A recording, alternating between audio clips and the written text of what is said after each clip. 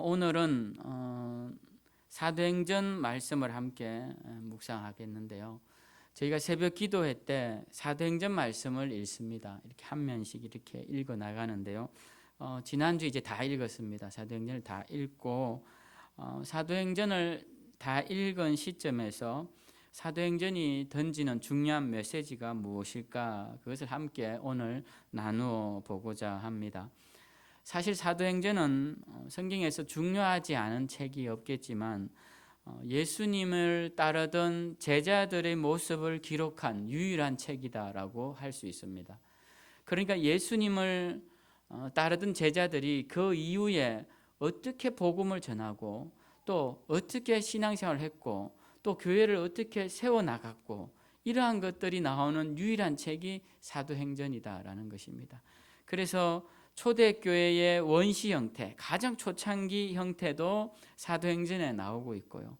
그래서 우리가 교회의 본질을 이야기할 때 사도행전을 반드시 언급을 하게 됩니다. 그리고 제자도에 대한 이야기를 할 때도 사도행전을 이야기하고요. 그래서 사도행전은 굉장히 중요한 성경이다라고 할 수 있습니다. 사도행전 그러면 말 그대로 사도들이 걸어간 길, 사도들이 걸어간 것을 전하는 책, 이렇게 풀이할 수 있겠죠. 그런데 자세히 보면 이 사도행전은 사도들이 걸어간 길이기도 하지만 성령님께서 사도들을 인도하신 일들을 기록한 책이다라고 해서 사람들은 이 사도행전을 성령행전이다라고도 이야기를 합니다. 성령행전. 그래서 사도행전을 사도들이 걸어간 길, 그리고 성령께서 걸어간 길에서 성령행전이라고 부르기도 하고요. 또 하나 사도행전을 부르는 별칭 중에 하나는 대학교 수련회 할 때 많이 이 프랭카드에 쓰는데 Acts 29 해서 사도행전 29장을 기록하자, 이런 내용을 많이 말합니다. 그러니까 사도행전은 28장까지 있는데 그 다음 장을 우리가 기록해 나가야 한다라는 이야기를 하는 거죠. 사도행전 28장에서 바울이 로마에 도착하고 이제 그곳에서 복음을 전하는 것을 시작으로 성경이 끝이 납니다. 그래서 이제 그 다음 로마에서 복음이 전거되고 그 로마가 길을 닦아놓은 온 세계로 복음이 전거되는 그 역사는, 그 역사의 현장은 바로 우리의 것이다라는 그런 어떤 목적을 가지고 사도행전 29장은 우리가 기록해야 한다라는 이야기들을 많이 합니다. 그래서 사도행전을 성령행전, 성령님께서 행하신 기록, 성령행전이라고도 할 수 있지만 또 우리들이 그 뒤를 이어서 걸어가는 이제 미완의 책, 그래서 우리들의 행전이라고도 할 수가 있는 책이죠. 그래서 우리는 사도행전을 이 28장까지 읽는 데서 끝이 나는 게 아니라 사도행전 29장까지 그리고 30장까지 계속 우리가 연장해 나가는 그 연장선상에 우리의 삶이 있어야 한다. 읽는 것으로 끝이 아니라 그것을 이어나가는 삶을 살아내야 한다라는 것이 사도행전이 우리에게 주는 중요한 메시지인 것입니다. 그러면 우리가 사도들의 길을 쫓아가서 제2의 사도행전을 기록한다고 했을 때 그럼 어떤 삶을 살아야 할까요? 그러기 위해서는 사도행전이 던지는 중요한 핵심을 알아야 합니다. 사도행전에서 말하고 있는 가장 중요한 핵심을 알려면 저는 사도행전 1장 8절 말씀이 그 중요한 내용을 전하고 있다 생각합니다. 우리가 잘 아는 말씀이죠. 오직 성령이 우리에게 임하시면 너희가 권능을 받아 예루살렘과 온 유대와 사마리아와 땅 끝까지 이르러 나의 증인이 되리라, 이런 말씀이 있습니다. 우리는 이 말씀을 너무 잘 아는 말씀이기도 한데요, 예수님이 성천하시기 전에 마지막으로 이 제자들에게 하신 말씀입니다. 우리는 이 말씀을 통하여서 사도행전의 그 다음 장을 써내려가야 할 그리스도인들로서 중요한 세 가지 명제를 발견하게 됩니다. 첫 번째는 오직 성령이 너희에게 임하시면 이라는 말씀처럼 성령이 우리에게 반드시 임해야 한다라는 첫 번째 명제가 있고요. 또 두 번째로 성령이 우리에게 임하시면 권능을 받는다라는 말씀처럼 우리는 권능을 받아야 한다라는 두 가지 명제에 또 들어가게 됩니다. 그리고 세 번째, 우리가 권능을 받으면 예수 그리스도의 증인이 되리라 하셨기 때문에 예수님의 증인이 되어야 한다라는 이 세 가지 분명한 명제에 도달하게 되고 뚜렷한 목표를 가지게 되는 것입니다. 그래서 이 세 가지 명제를 우리가 기억하는 게 중요한데요. 우리는 성령의 임재를 충만하게 체험하며 누리며 임재 가운데 살아야 한다라는 첫 번째와, 그분으로 인해서 능력을 받아야 한다라는 두 번째와, 그분으로 통하여서 우리는 예수 그리스도의 증인이 되어야 한다라는 이 세 번째까지 분명히 기억을 해야 합니다. 그러면 첫 번째, 성령이 임하시는 것은 어떻게 임하느냐? 우리가 성령의 임재를 원하지만 성령의 임재가 우리 가운데 있나 없나, 거기에 대해서 확신하지 못할 때가 있고, 성령님께서는 나에게 임재하시는 건가? 그런 생각을 의심을 가질 때가 있습니다. 그래서 성령님은 어떻게 임하시는가를 아는 게 중요합니다. 성령 임재에 대해서 예수님께서 누가복음에서 중요한 말씀 한마디를 하셨는데요. 누가복음 11장에 보면 이런 말씀이 있습니다. 구하라 주실 것이요, 찾으라 찾을 것이요, 두드리라 열릴 것이니 세상에 악한 자라도 자식에게는 좋은 것을 줄 알거든 하물며 하늘에 계신 너희 아버지께서 구하는 자에게 성령을 주시지 않겠느냐, 이렇게 말씀하십니다. 그러니까 이 말씀을 통하여서 성령이 우리 가운데 오시는 것은, 성령님의 충만한 임재는 어떻게 해서 이루어질 수 있느냐? 우리가 구하면 된다라는 것입니다. 우리가 구하고 사모하면 된다라는 것입니다. 그런데 생각보다 많은 그리스도인들이 성령님의 임재를 사모하지 않는 경우가 많습니다. 사실 성령님이 임재하시면 내가 세상적으로 불편할 수 있겠죠. 엄밀한 죄를 지을 때 성령님께서 계시면 불편합니다. 그렇죠? 그리고 내 마음대로 하고 싶은데 성령님이 계셔서 내 마음대로 하지 못한다. 그래서 우리가 성령의 능력과 성령의 역사로 통해 내 문제를 해결받기는 원하지만 내 속에 성령께서 충만히 임재해 계시는 것은 별로 원하지 않아요. 그런 사람들이 많다라는 것입니다.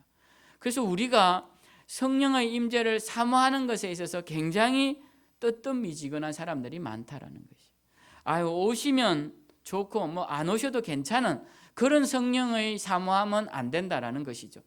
우리에게 우리가 사도행전의 29장을 써내려갈 그리스도인이 된다면 우리는 반드시 성령께서 우리 가운데 임재해야 합니다. 그것은 당연히 일어날 필수 요소이고 첫 번째 요소다라는 겁니다. 그리고 내 삶이 변하고 내 가정이 변하고 나의 삶의 목표가 변하고 내 신앙의 모습이 주님 기뻐하시는 것으로 변하려면 첫 번째가 뭐냐? 바로 이 성령 임재를 사모하고 성령님과 동행하는 삶을 살아야 한다라는 것입니다. 그래서 우리는 성령님을 사모하자라는 것이죠. 아침에 일어나면 성령님 나에게 임하셔서 세상이 줄 수 없는 기쁨과 평안으로 나를 채워주십시오. 그렇게 기도하고 또 시간과 때와 장소를 가리지 않고 성령님 나와 동행하셔서 나에게 가장 좋은 길을 걸어갈 수 있게 해달라고 그렇게 기도하며 나아가는 자들이 되어야 한다는 것입니다. 그렇게 해서 성령님께서 임하시면 그 다음 우리에게 성령의 권능이 나타난다라는 것이죠.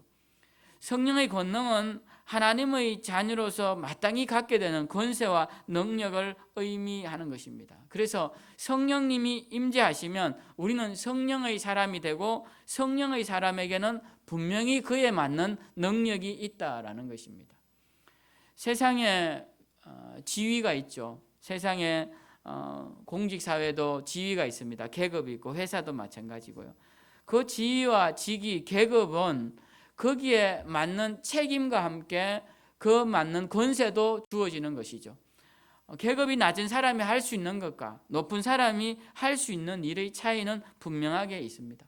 그에게 그러한 직분이 주어졌다는 것은 그러한 권세가 주어졌다는 것이고 우리에게 성령님이 임재하셔서 성령의 사람이 되었다는 것은 성령님이 갖고 가신 권세가 우리에게 주어졌다는 것을 의미하는 것입니다. 그래서 성령의 임재가 나타난 그리스도인들은 항상 말을 조심해야 합니다.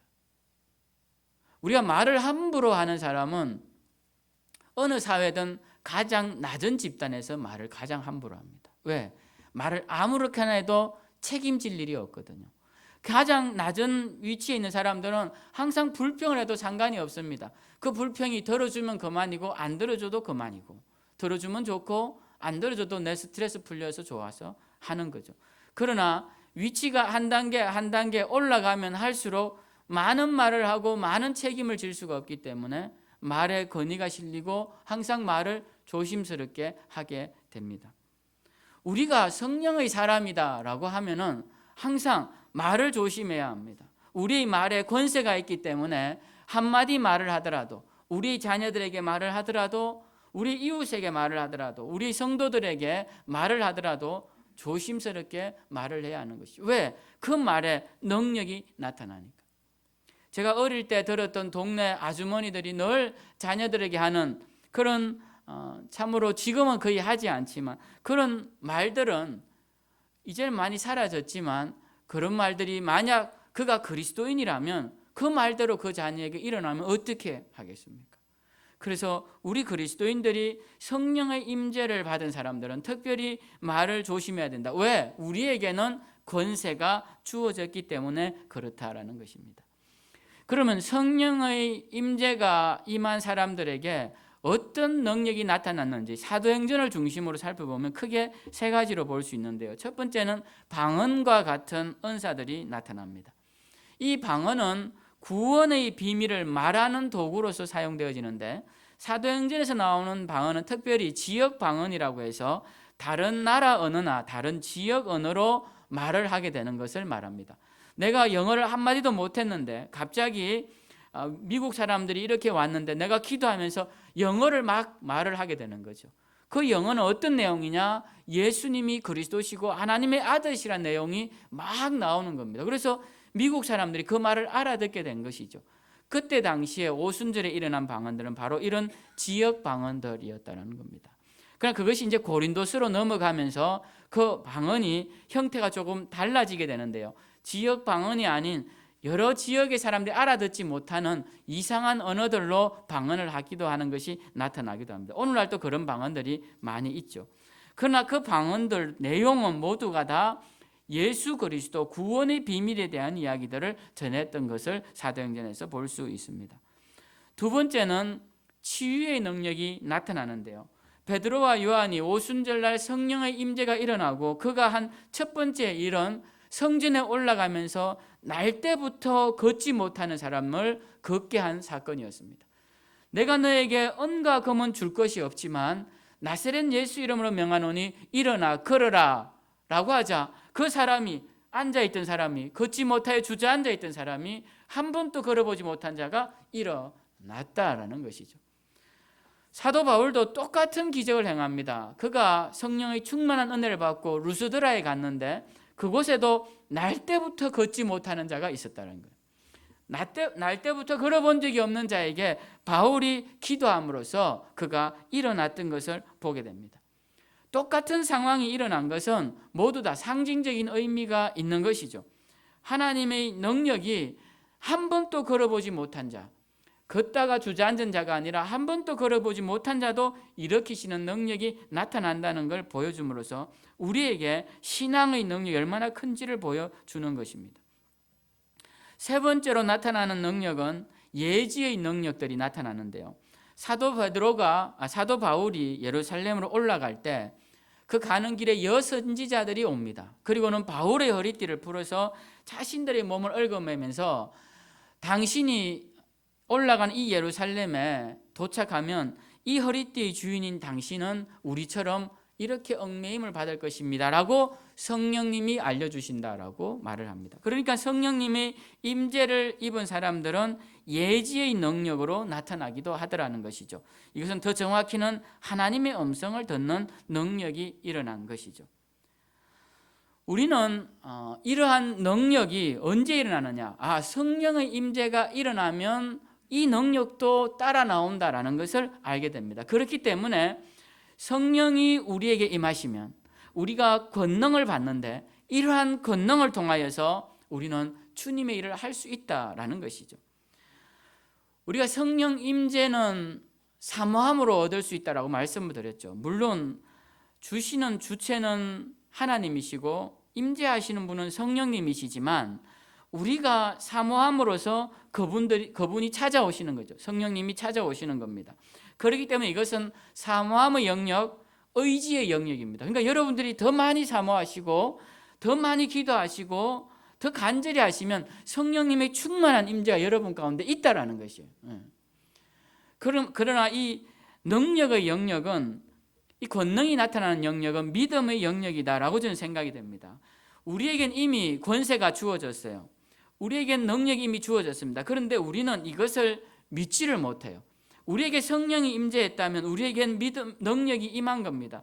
그 능력은 어떻게 나타나느냐? 우리가 믿음으로 선포할 때 나타나는 것이에요. 그냥 그것을 내 마음속에 두고 될까 말까 그래서 그냥 해보지도 않는, 이런 시도하지조차 않는 이러한 상황에서는 능력이 나타나기가 어렵다라는 것입니다. 능력이 나타난 사례들을 보면 모두가 다 예수 그리스도의 이름을 의지하고 담대하게 선포했을 때 나타났다라는 것을 보게 됩니다. 그렇기 때문에 우리가 성령의 임재가 우리 가운데 임했다면 우리는 담대하게 선포할 수 있어야 한다는 거죠. 내 가정을 향해서도 이 가정에 얽어매고 있는 저주의 권세는 예수 그리스도 이름으로 물러갈지어다 라고 담대하게 그리스도의 이름으로 선포할 수 있어야 한다는 거예요.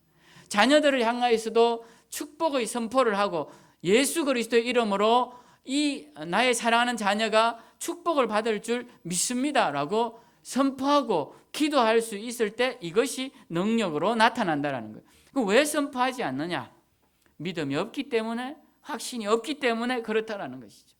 확신이 있다면 자녀의 머리에 손을 얹고 함께 모여서 안고 기도할 수 있는 것입니다.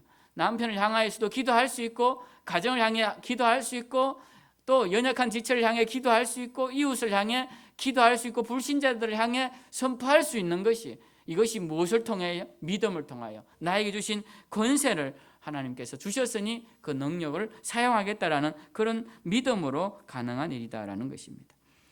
세 번째 명제는 주님의 증인이 되는 것입니다.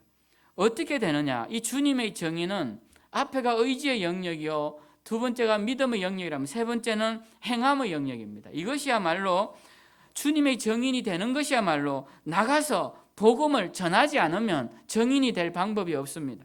우리는 주님의 증인이 되어야 한다는 분명한 목적을 가지고 살아야 하는데요. 성령 임재도 성령의 권세도 모두가 다 이 주의 증인이 되기 위하여서 필요한 것입니다.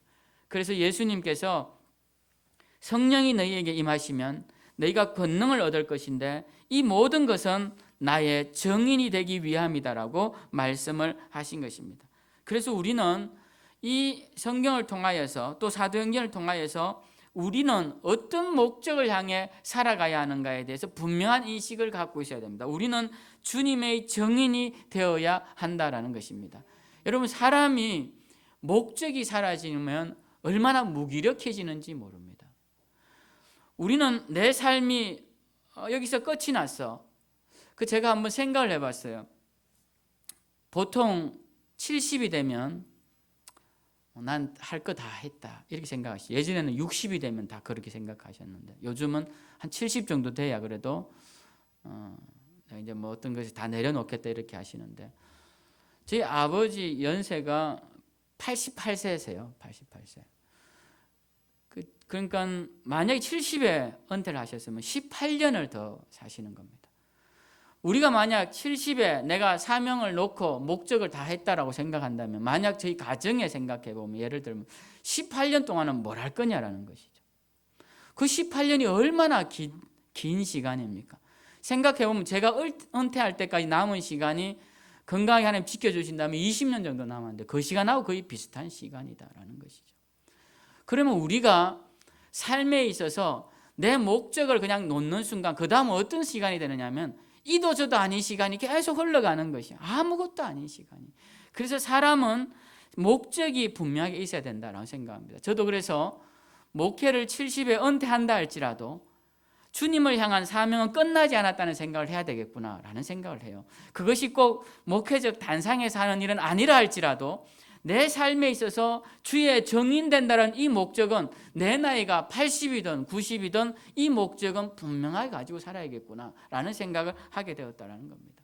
우리도 우리의 목적이 무엇인지 분명하게 생각해야 됩니다. 우리는 주의 정인이 되는 것이고 성령의 임재도 그분의 권세도 모두 이것을 이루기 위해 주신 것이다라는 것을 기억하고 우리의 모든 것들이 한 목적성, 목적에 부합한 것에 합당하도록 그 일을 행하여야 한다라는 것을 잊지 말아야 하는 것입니다.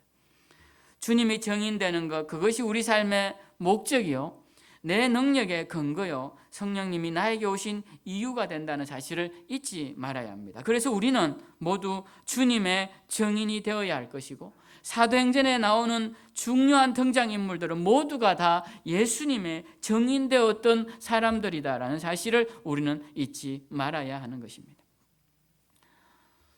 우리가 사도행전의 뒤를 이어 우리들의 행전을 기록하는 삶을 살기를 원한다면 우리는 예수님만이 삶의 가치와 의미, 소망을 주시는 분이라는 것을 분명하게 말할 수 있어야 되고 우리에게 주어진 방언의 은사도, 예언의 은사도, 신유의 은사도 모두 예수 그리스도가 우리의 주인 되시며 참된 구원자이심을 전하는 데 도구로 쓰임받아야 하는 것입니다.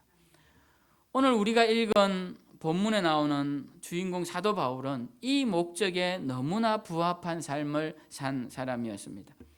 우리가 잘 아는 대로 바울은 예루살렘으로 모두가 올려갈 것을 만류하죠.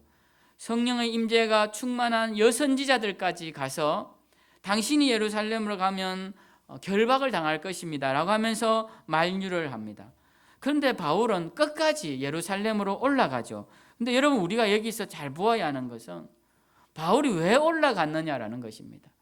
바울이 자의로 올라간 것 같지만 오늘 본문 22절에 보면요, 이렇게 분명하게 말합니다. 보라, 이제 나는 성령에 매여 예루살렘으로 가노라. 바울은 성령에 매여 가는 거예요. 매이다는 게 뭡니까? 얽매여서 성령의 이끌림을 받고 그냥 따라가는 것입니다. 그의 자의로 간 것이 아니다라는 것입니다. 여러분, 우리가 여기서 중요하게 알아야 할 것이 있습니다. 우리는 주님의 일을 하고 성령에 사로잡힌 일을 하면 모든 일이 대통할 것이라 생각하는 경향이 있습니다. 모든 일이 시온의 대로가 열림같이 일사천리로 모든 일이 잘 진행될 것이라 생각하는 경향이 있습니다. 그런데 여러분, 오늘 본문을 한번 보십시오. 바울이 지금 누구를 따라가는 겁니까? 성령을 따라가는 겁니다. 그런데 성령께서 바울에게 뭘 보여주시느냐 하면 23절에 성령이 각성해서 내게 증언하여 결박과 환난이 나를 기다린다 하신다. 성령께서 나를 메어가면서 너 지금 나를 따라가면 결박과 환난이 기다리고 있다라고 계속 노티스를 주시는 거예요. 지금 고지를 주고 계시는 거예요. 너 지금 나 알려주는 거야. 나 따라가면 결박과 환난이 기다리고 있는 거야 라고 알려주고 계신다는 겁니다. 여러분, 우리가 성령님을 따라가면 모든 일이 잘 될 것이냐? 그렇지 않다라는 것이죠. 여러분, 사도 바울을 한번 생각해 보십시오. 우리는 바울이 능력이 대단한 사람이었죠. 그래서 그가 쓰던 손수건도 환자한테 대면 나았고 심지어 죽은 유두고도 살렸던 사람이죠. 죽은 사람을 살렸으니 이보다 더 큰 일이 어디에 있습니까? 그래서 우리는 바울이 위대한 일을 했을 것이라 생각하는데 실제로 바울은 목회자로서 그렇게 성공적이지 못한, 우리 세상적인 눈으로 봤을 때는 그런 목회자였습니다.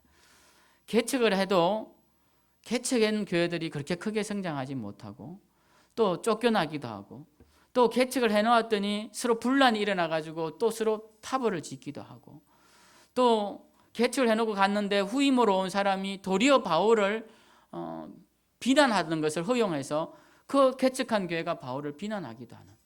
그래서 바울은 오해도 많이 받고 개척한 교회들이 부흥도 잘 안 된 경우도 많고 또 심지어는 매를 맞기도 하고 돌에 맞기도 하고 물에 빠져 죽을 뻔도 하고 사람이 당할 수 있는 고난을 다 당할 만큼 바울의 삶은 어려웠다라는 것입니다. 이 정도 능력이 있으면 아마 오늘날 이 정도 능력이 있으면 수십만 교회가 성도들이 모이고 아마 그 목회자는 왕 같은 대접을 받으며 아마 목회를 하고 있을 것입니다. 근데 바울은 그렇지 않은 삶을 살았다는 거예요. 그에게 큰 능력이 주어졌음에도 불구하고 그의 삶은 굉장히 고단하고 힘든 삶이었다라는 것입니다. 여러분, 우리가 이것을 통해 무엇을 알 수 있습니까? 성령님을 따라간다는 것은 세상적으로 형통한 길을 가기 위해 가는 것이 아니다라는 겁니다. 성령님을 따라간다라는 것은 모든 일이 다 순적하게 해결되기 위해 가는 것이 아니다라는 겁니다. 의외로 예수님을 더 잘 믿고 더 열심히 기도했더니 그동안 괜찮았던 세상 친구들이 도리어 시비를 걸고 오해하고 다투고 헤어지는 경우들이 생깁니다. 세상의 쾌락과 향락의 수단들이 더 막히는 경우가 많습니다. 어려운 일들이 더 생길 때가 많다라는 것이죠. 그러나 여러분, 여기서 그만두면 안 됩니다.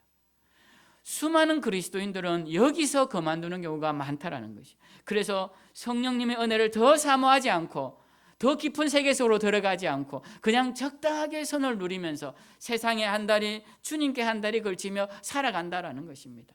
그게 좋거든요. 그러나 성경은 그렇게 하면 안 된다고 우리에게 말합니다. 우리에게 어려운 일이 생길 수도 있고 고난과 결박이 올 수도 있지만 이것을 이기는 것이 바로 믿음임을 우리에게 가르쳐주고 있다는 것입니다. 바울은 주님의 증인으로서의 삶을 살 때 많은 고난 앞에 직면했지만 그는 끝까지 그 길을 걸어갑니다. 오늘 24절을 한번 보면 그는 이렇게 말합니다.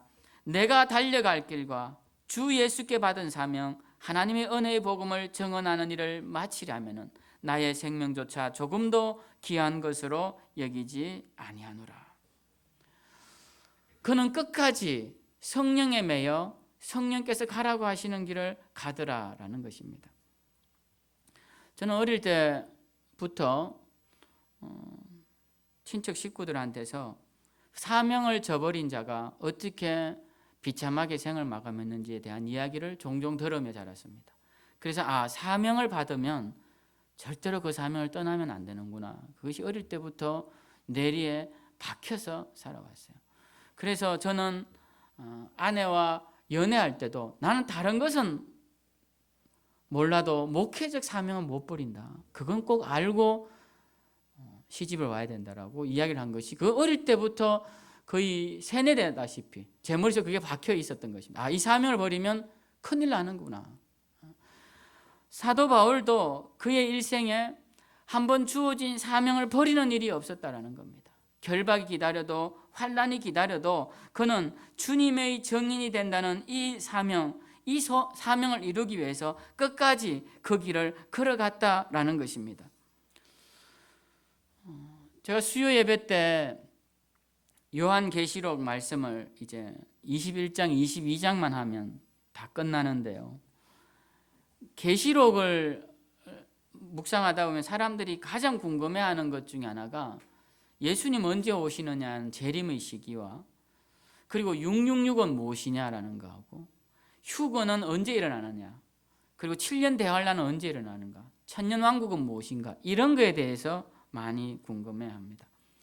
근데 요한계시록이 던지는 가장 중요한 메시지는 뭐냐면 이기는 자가 되라는 것입니다. 이기는 자가 되라. 우리가 예수님이 언제 오시는지 재림의 시기를 알아서 그때를 피하는 자가 되라는 것이 아니라 환난과 고난과 핍박이 와도 그것을 이기는 자가 되라는 것이 계시록의 말씀이에요. 근데 휴거는 환난이 오기 전에 하늘로 올라가는 걸 말하는 것이죠. 어떻게 하면 이 환난과 고난을 피할까에 대한 생각입니다. 근데 성경에서 휴거는 그렇게 많이 말하고 있지 않습니다. 특히 요한계시록에서는 많은 이야기를 하고 있지 않다라는 거예요. 요한계시록에서 가장 많은 말을 하는 것은 이기는 자에게 주어질 상급에 대한 이야기를 하고 있다는 것입니다. 그래서 우리는 이기는 자가 되어야 한다. 이기는 자는 싸움을 피해서는 이길 수가 없는 것이죠. 이기는 자에게 상을 주리라. 이기는 자에게 생명책에 기록되리라. 이기는 자들의 눈에 눈물을 닦아주리라는 이 수많은 계시록의 약속들은 모두 이기는 자에게 주시는 것입니다. 그래서 우리는 이겨야 한다라는 것이요. 고난과 환난과 박해가 와도 인내하고 승리하는 것이, 환난 앞에서 배교하지 말고 믿음을 버리지 말고 끝까지 믿음을 지키는 것이 우리 그리스도인으로서 해야 할 가장 중요한 사명이고, 우리가 주의 정인으로 살아갈 때 반드시 고난과 환난이 오지만 그 고난과 환난 앞에서 주저앉지 말고 사명을 감당하라는 것입니다. 성경에 보면 사도들이 베드로와 요한과 야고보와 안드레와 이 모든 사도들이 평안히 고기를 잡는 사람들이었습니다. 평안히 자기의 직업이 있는 사람들이었습니다. 오늘날로 치면 자기의 전문직이 있는 사람들이기도 했습니다. 누가는 의사요, 마태는 세리였죠. 나다나엘 같은 사람은 사람들에게 존경을 받는 사람이었습니다. 자, 이런 사람들이 주님을 따름으로써 그때부터 고난이 시작되는 것입니다. 고난이 와도 주의 제자로서, 주의 정인으로서 정언을 하는 일에 끝까지 사명을 감당했다라는 것입니다. 우리는 주의 정인들입니다. 정인은 뭐 하는 사람들입니까? 정언하라고 불러준 사람들입니다. 우리가 누구의 정언을 해야 되느냐? 예수님이 그리스도시라는 것을 정언해야 할 사람들인데, 입술에 지퍼를 딱 잠그고 누가 물어도 난 몰라요 라고 하면 그것이 어찌 그리스도인이라고 할 수 있겠느냐라는 것입니다. 여러분, 고난이 오고 안 오는 것은 중요하지 않습니다.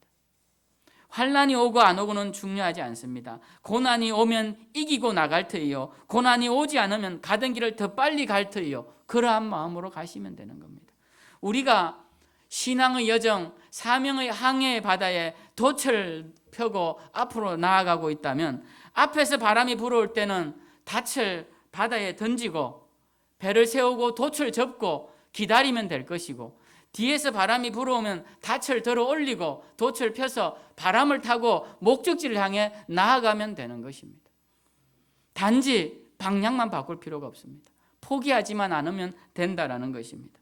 오늘 바울은 성령에 매여 내가 예루살렘에 가노라라고 분명히 말합니다. 그리고 그곳에 환난과 결박이 기다린다고 성령님이 이미 말씀하셨다고 합니다. 그렇지만 그럼에도 불구하고 나는 나의 달려갈 길을 달려가겠다라고 말합니다. 얼마나 멋진 말입니까? 저는 이 멋진 고백에 반해서 신학대학원을 갔습니다. 달려가야 되는구나. 우리는 우리의 달려갈 길이 어디인지 알아야 합니다. 사도 바울처럼 달려가야 할 길이 어디인지, 그곳이 무엇인지 그것을 알아야 한다라는 것입니다. 갈 길을 모르고 가는 사람들만큼 안타까운 사람들이 없습니다. 갈 길을 잊어버리고 사는 사람만큼 안타까운 사람들이 없습니다. 공부를 열심히 하다 보면 왜 공부하는지 잊어버리고 공부할 때가 있습니다. 돈을 열심히 벌다 보면 내가 무엇을 위해 돈을 벌어야 하는지 잊어버리고 돈을 벌 때가 있습니다. 여러분, 우리가 명확하게 무엇을 위해 하는 것인지 알아야 합니다. 우리에게 생명이 주어졌으면 이 생명이 무엇을 위해 사용되어져야 하는지 명확하게 알고 가야 한다는 것입니다. 바울은 명확한 사람이었습니다. 그의 달려갈 길이 어디이며 그의 달려갈 길이 무엇인지 그것을 명확히 우리에게 말해줍니다. 그것은 바로 주 예수 그리스도께 받은 사명, 하나님의 은혜의 복음을 정언하는 일이 나의 사명이다라고 고백하고 있다는 겁니다. 여러분, 우리의 신앙의 목적은 하나님 나라를 가는 것이죠. 그것은 변함없는 것입니다. 그 약속된 나라 천국에 가는 것이 우리의 가장 분명한 목적입니다. 그러나 그 목적지를 향해 가는 여정에 있어서 우리에게 주어진 임무가 있다는 것이요, 미션이 있다라는 것입니다. 그것이 무엇입니까? 바로 주 예수 그리스도의 은혜의 복음을 정언하는 정인의 삶을 살아야 한다는 것입니다. 이제 코로나가 잠잠해져 가고 있습니다. 이제는 잠잠해지던 불일듯 일어나던 이제는 그건 중요하지 않습니다. 1년의 시간을 제가 이렇게 지내놓고 보니까 이제는 코로나가 횡령하든 어찌됐든 우리는 우리의 길을 가야겠구나, 그 생각이 제 마음에 듭니다. 우리 다시 힘을 내야 합니다. 주님께서 주신 사명을 위해 힘을 다시 내야 합니다. 우린 더욱 기도하고 더욱 전도에 힘쓰고 말씀 읽고 쓰는 일에 열심을 내어야 합니다. 아무쪼록 주님 오실 날은 분명 어제보다 가까웠습니다. 그날이 가까웠으니 우리가 더욱더 힘을 내어서 주님 주신 사명 끝까지 잘 감당하시어 하나님께 영광 돌리시는 저와 여러분 우리 생명샘교회 모든 지체들이 다 되시길 주님의 이름으로 축원드립니다.